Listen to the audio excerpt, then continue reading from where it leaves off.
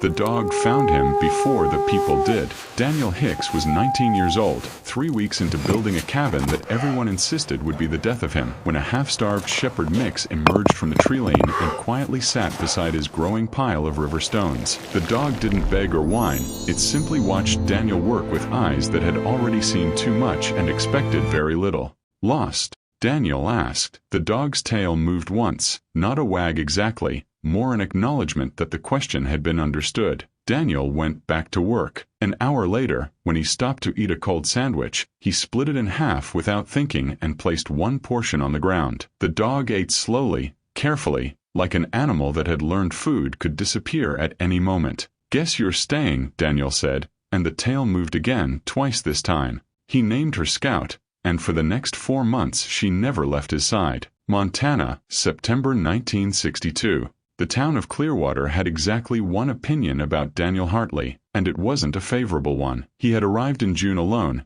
driving a truck that looked older than he was, towing a trailer loaded with tools and supplies, and he paid cash for 40 acres of mountain land nobody wanted, too far from the road, too close to the peaks, too exposed to brutal winters that regularly cut the area off from civilization for weeks at a time. Summer cabin. Earl Dawson asked, the real estate agent handling the sale, more curious than concerned.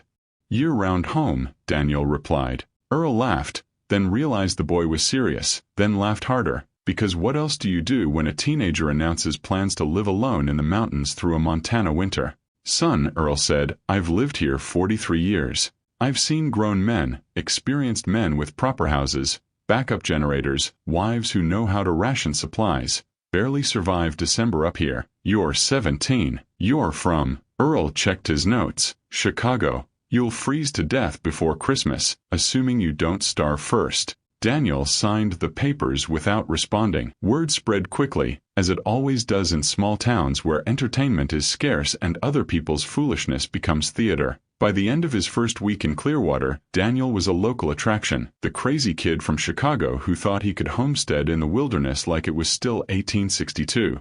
The men at Murdoch's Hardware watched him load supplies into his truck and placed bets on how long he'd last. 2 weeks, said Frank Murdoch, ringing up bags of cement, rolls of wire mesh, enough nails to build a battleship. October at the latest. First hard frost and he'll be running back to the city. "I'll give him until the first snow," countered Ray Bishop from the gas station. "City boys don't know real cold." "Bold of you to assume he'll last that long," said Harold Whitfield, 67, ranching these mountains since before the war. "That land he bought, the old Garrett claim, there's a reason nobody's lived there in 30 years. Wind comes down that valley like a freight train. Snow piles up 15, 20 feet. Last family that tried wintering there lost 2 children to the cold." The men nodded, not cruel, just realistic. The Montana mountains had killed better prepared people than a scrawny kid from Illinois. Daniel heard them. He'd developed excellent hearing over the years, a survival skill learned in a different wilderness, the foster care system that moved him through 11 homes before he aged out,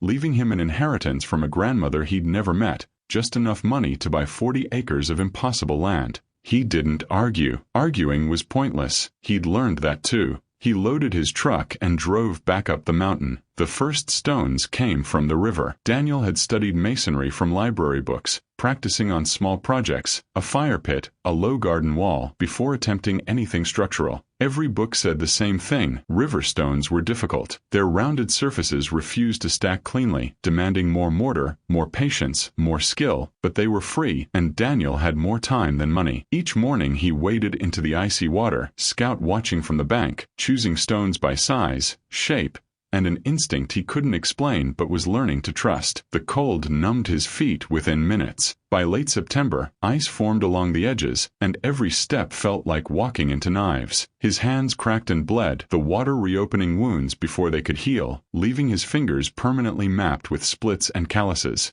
At night he wrapped his hands in cloth, coated them with petroleum jelly, then unwrapped them again each morning to start over. The sled helped. He'd built it from scrap lumber, a simple flat platform on runners that Scout quickly learned to pull. The dog threw herself into the harness with pure enthusiasm, as if hauling rocks was the job she'd been waiting for her entire life. "Good girl," Daniel would say, and now her tail wagged properly. Not the cautious twitch of those first days, but wide sweeping arcs that kicked snow in every direction. By October 1st, he had gathered enough stone to begin building. The boys came up the mountain when they heard he was actually constructing something. Harold Whitfield drove the road first, curiosity dressed up as concern, fooling no one. He stood at the edge of Daniel's clearing, watching the teenager place stones into what was clearly becoming a wall. "Looks like a foundation," Ray Bishop said, having come along to keep Harold company. An even thinner excuse. "Stone foundation," Frank Murdoch added. He'd closed the hardware store early, claimed inventory, and driven up with them. "That's actually not stupid. Wood rots. Stone doesn't." They watched in silence. Daniel didn't acknowledge them, though he clearly knew they were there. He kept working, choosing stones from neatly sorted piles, spreading mortar with a steady, practiced motion, setting each rock and adjusting it until it locked perfectly into place. A fire burned nearby to keep a bucket of mortar from freezing. A dog they didn't recognize lay beside the flames, watching them with sharp, attentive eyes. "Where'd he get the dog?" Ray asked. "More importantly," Harold said slowly, "where'd he learn to do that?" The stonework was good. Better than good. It was professional quality. Each rock fit its neighbors like pieces of a puzzle, with mortar lines clean and even. Harold had built stone walls himself 40 years earlier and knew exactly how difficult river rock was to work with. This boy was making it look effortless. "Library," Daniel said without turning around, his voice carrying clearly across the clearing. "You can learn almost anything from books if you're willing to practice." The men exchanged looks. "Mind if we take a closer look?" Harold asked. Daniel shrugged. "Free country." They moved in slowly, studying the work. The foundation formed a rectangle roughly 12 by 16 feet. Small, but enough for one man. The walls were already 2 feet high in places, with stones carefully chosen so each course locked into the ones below and above. "You building the whole house out of stone?" Frank asked. "Stone walls, wood roof, stone chimney." Daniel gestured to a second, smaller foundation taking shape nearby. "The fireplace goes on that end. Heavy stones at the bottom, lighter as it rises." "That's going to weigh tons," Harold said, crouching to inspect the mortar. "How are you lifting it all?" "One stone at a time." "This is a 6-month job for a full crew," Frank added. "You're doing it alone." "Scout helps with hauling." Daniel nodded toward the dog, who thumped her tail at her name. "The rest is time and patience. I've got plenty of both." They stayed nearly an hour, watching him work, asking questions. Daniel answered briefly, never rudely. When they finally left, Harold paused beside his truck and turned back. "I was wrong about you, son. You're not going to freeze to death before Christmas." He hesitated. "You might freeze to death in January, but it won't be for lack of trying." Daniel understood. It was the closest thing to a compliment Harold Whitfield knew how to give. October passed in a blur of stone, mortar, and aching muscles. The walls rose inch by inch, foot by foot. Daniel found a rhythm: wake before dawn, fire up the mortar, haul stones while it warmed, lay courses until dark, then collapse into his tent and sleeping bag. Repeat. Scout adapted easily, sleeping when he slept, working when he worked, and somehow knowing which stones he wanted and which he didn't. The townspeople came more often now, not to help. Daniel hadn't asked, and Montana pride wouldn't allow them to offer, but to watch, to witness, to quietly revise their predictions about when the crazy city kid would finally quit. "November," Frank Murdoch amended at the hardware store. "He'll sail through October, but November's when it gets real." "December," Ray Bishop countered.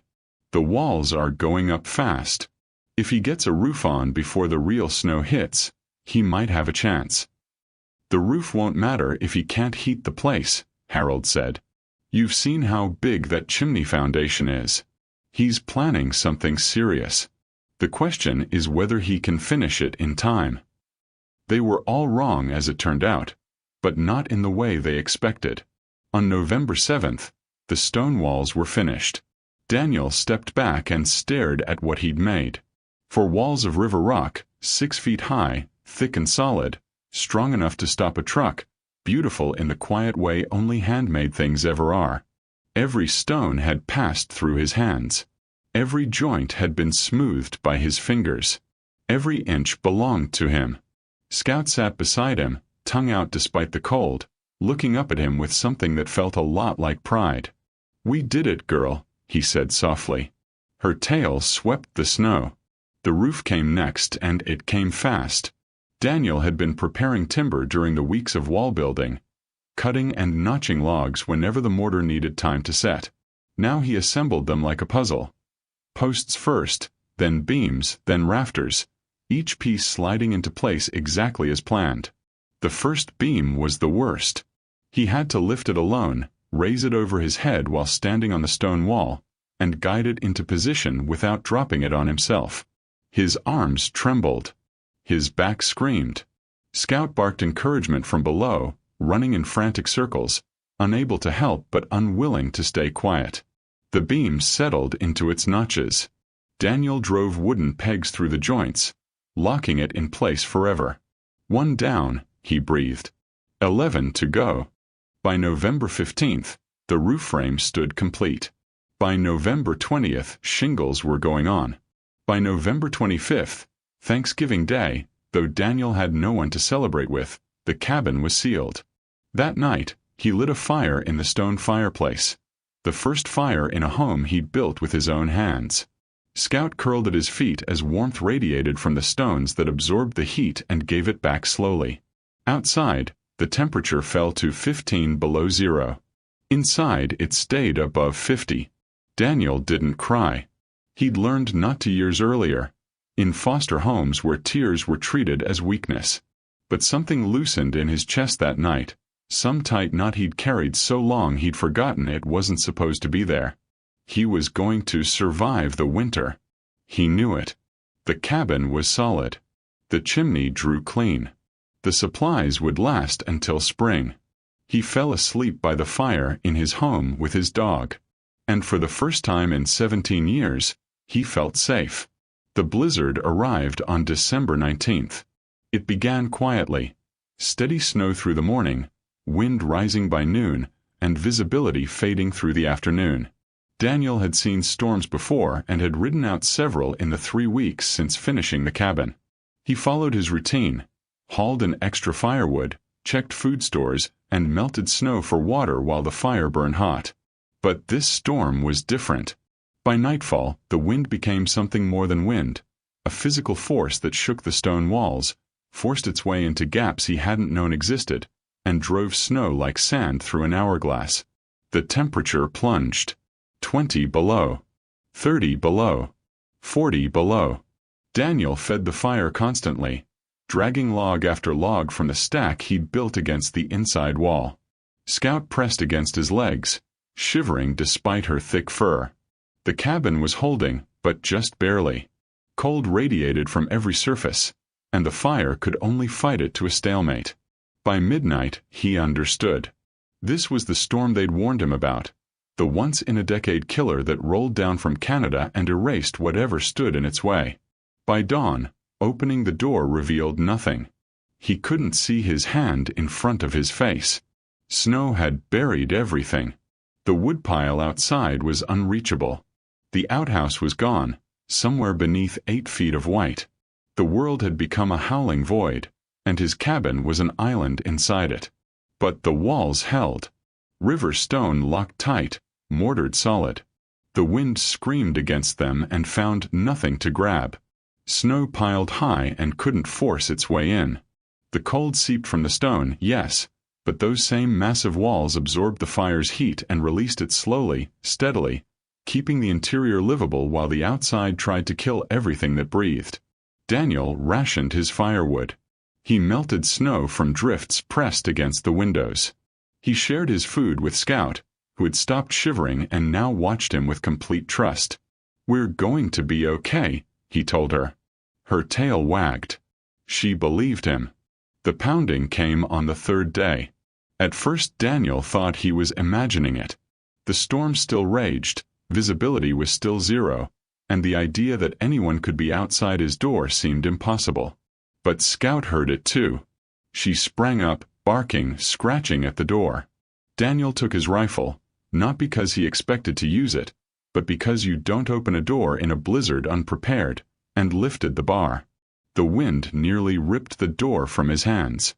Snow blasted into the cabin, followed by 3 figures so coated in ice they barely looked human. "Please," one of them gasped. "Saw your smoke." Daniel grabbed the nearest body and dragged them inside. Scout clamped onto another coat and pulled with all 40 pounds of stubborn determination. The third stumbled through on their own, and Daniel slammed the door shut against the screaming white. They collapsed onto his floor, and only then did he recognize them. Harold Whitfield, 67 years old, the man who'd told stories about families dying on this very land. His face was pale with frostbite, his hand shaking so badly he couldn't undo his own coat. A woman Daniel didn't recognize stood behind him, about 30, with dark hair frozen into stiff icy ropes, clutching a bundle tight against her chest. The bundle moved. It made a small, thin sound. A baby. Wrapped in so many layers it was almost invisible, but alive. Beside her was a child, a boy maybe 6 or 7, conscious but barely, frost whitening his eyebrows and cheeks. The car went off the road, Harold managed through chattering teeth. 3 miles back. Tried to walk to town. Got turned around. Saw the smoke from your chimney. 3 miles in this storm, at 40 below. They should have been dead. No one survived 3 miles in a Montana blizzard. But they'd seen his smoke, the smoke from the chimney he'd built with stones he'd hauled from the river. In the cabin everyone said would kill him. "Get by the fire," Daniel said. Now. The woman's name was Margaret Chen. She'd been driving from Missoula to visit family in Clearwater with her children when the storm caught them. The baby was 8 months old. Her name was Lily. The boy was 7. His name was Thomas. Harold had found them about an hour into their walk, having been out himself checking on a neighbor when the blizzard closed in. "The whole town's buried," Harold said later, after Daniel had wrapped him in blankets and forced hot coffee into his shaking hands. "Power's out. Roads are gone. Nobody's going anywhere until this breaks." "How long?" Daniel asked. The forecast said 4 days, maybe 5. But the radio died yesterday, so who knows? Daniel looked at his supplies. Enough for 1 person and a dog for 3 months. Enough for 5 people and a dog for far less. "We'll make it work," he said. Lily was too young to understand fear, only that she was warm now after being cold, and that made everything right. She slept against her mother's chest while Margaret wept silently, tears freezing before they could fall. Thomas didn't speak for the first 6 hours. He just stared at the fire with eyes that had seen too much. When he finally talked, his first words were, "Can I pet your dog?" Scout answered by climbing straight into his lap and refusing to move. "She likes you," Daniel said. Thomas wrapped his arms around her like she was the only solid thing left in a world that had turned liquid. Scout let him, her eyes meeting Daniel's with an expression that seemed to say, "This one needs me right now." That night, 5 people and a dog slept in a 12-by-6 stone cabin while the storm screamed outside. They slept in shifts, someone always awake to tend the fire.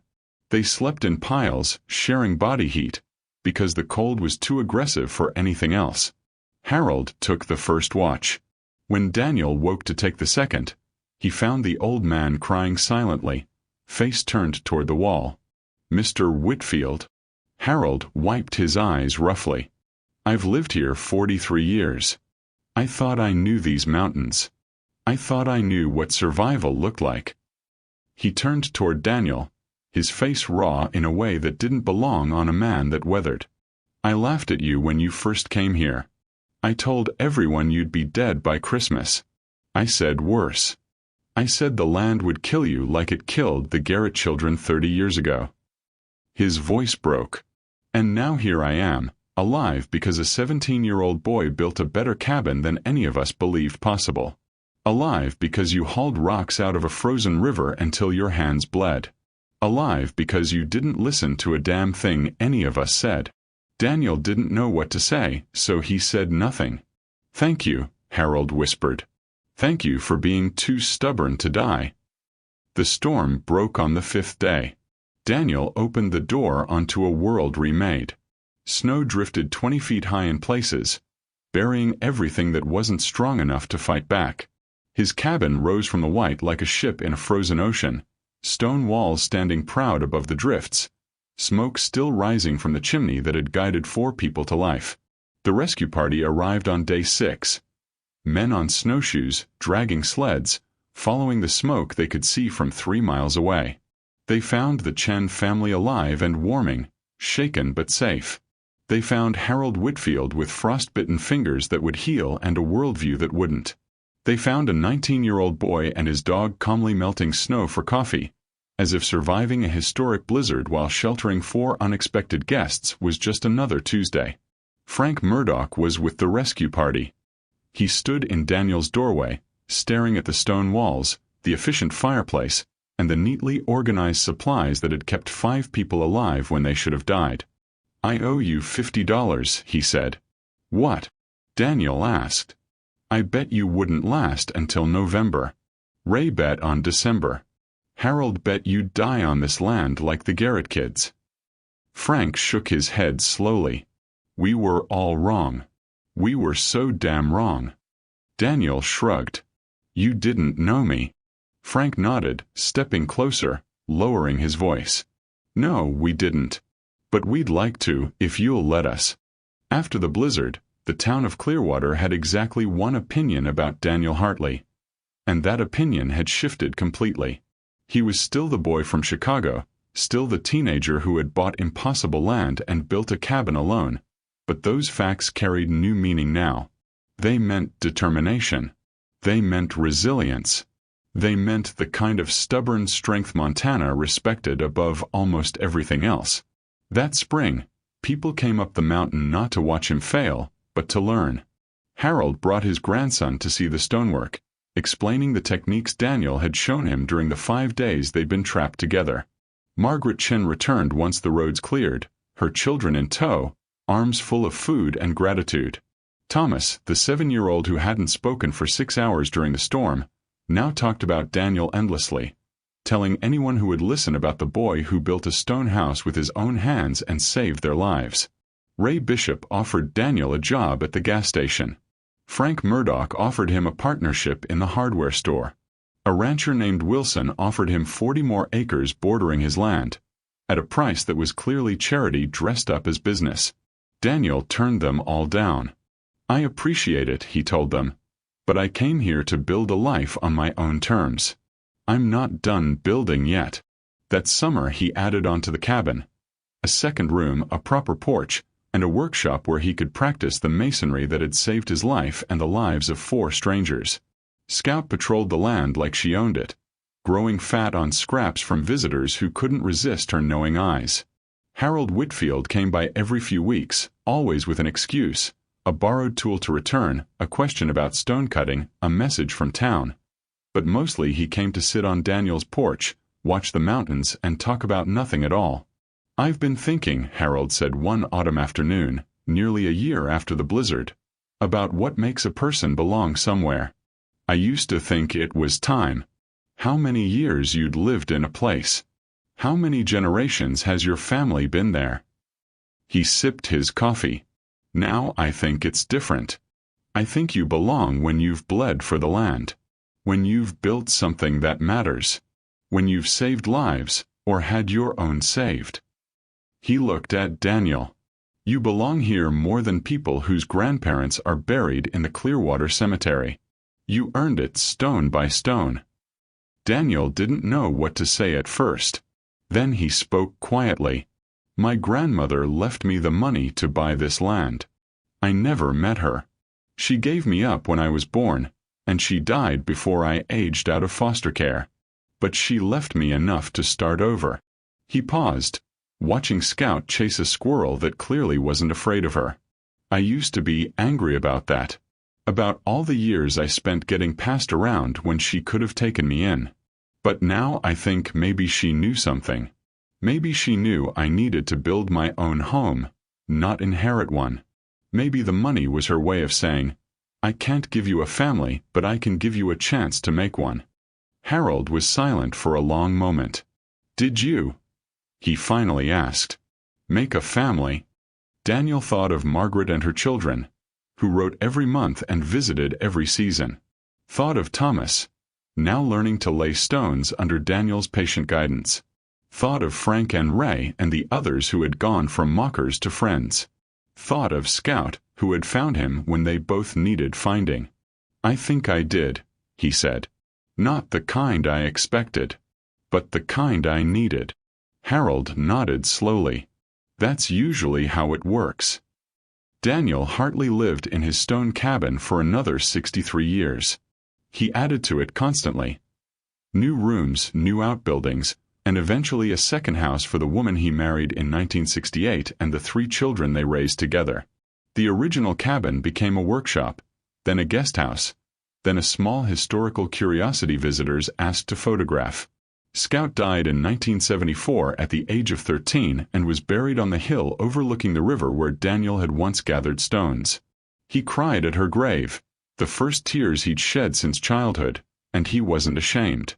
He taught masonry to anyone who wanted to learn. Dozens of stone buildings scattered across Montana carried his influence. The way he once wished someone had done for him. Students who had once sat on his porch, listening to his quiet stories, learning that a life could be built from nothing if you were willing to haul rocks until your hands bled. Harold Whitfield died in 1979 at 84 years old. His daughter later said his last words were, "Tell the stone boy I'll save him a seat." Daniel never knew exactly what Harold meant by that, but he liked the sound of it, and he carried it with him. Daniel Hartley died in 2025 at 80 years old, in the same cabin he had built with his own hands 63 years earlier. His children and grandchildren were there, gathered close. His wife, gray-haired now but still sharp-eyed, held his hand. A dog lay at the foot of the bed, not Scout but descended from a dog who had once known her. Daniel's last words were simple. I was warm. The gravestone his family chose was made from river rock collected from the same stretch of water where a 17-year-old boy had once stood knee-deep in ice, gathering stones for an impossible dream. The epitaph read, Daniel Hartley, 1945 to 2025. He built his home.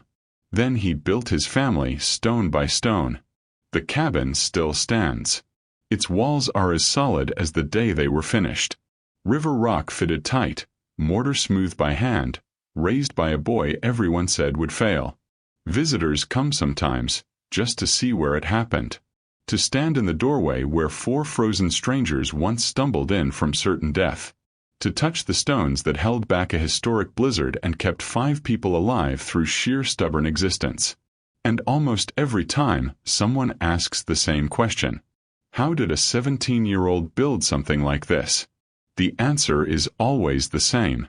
1 stone at a time. With hands that bled, healed, and bled again. With a dog who believed in him before anyone else did.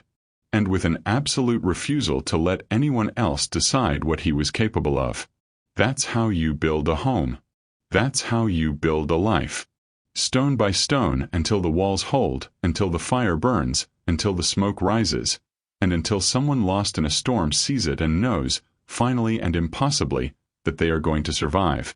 If this story moved you, don't forget to like, subscribe, and share it with someone who believes in building life 1 stone at a time. More true survival stories, forgotten wisdom, and real human resilience are coming. Stay with us.